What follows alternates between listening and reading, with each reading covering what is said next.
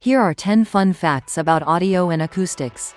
Fact 1. Binaural audio uses two microphones to create a 3D stereo sound experience. It simulates how human ears perceive sound. Listening to audio on headphones is not stereo, like speakers, but, in fact, it is technically binaural. Fact 2. Stereo imaging in audio engineering refers to the placement of sounds within the left and right channels of a stereo mix, helping to create a sense of space. Fact 3. The Haas effect is the phenomenon where two sounds arriving slightly delayed, less than 35 milliseconds, can be perceived as coming from the same location. It is used in music production by duplicating a hard-panned signal, slightly delaying it, and panning it the opposite direction to create stereo width. It causes massive phase inconsistencies, which means it is not a good option for mono compatibility. Fact 4. The Doppler effect occurs when a sound source moves relative to the listener. The pitch of the sound appears higher when the source is closer to the listener and lower when the source is further away.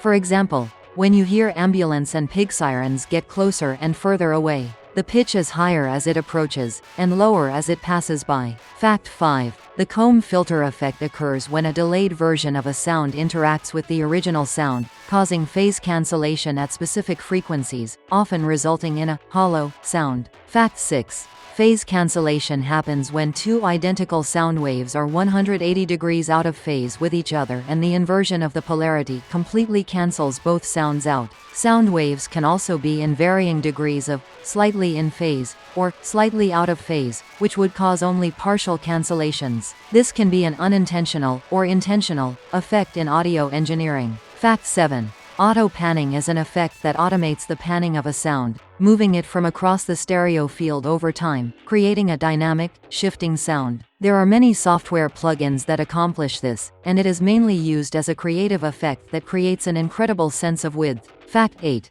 Interaural level difference, or ILD, is the difference in the loudness intensity of a sound reaching each ear. ILD is particularly useful for localizing high-frequency sounds, as higher frequencies tend to be blocked or shadowed by the head, creating a difference in volume at each ear. Fact 9.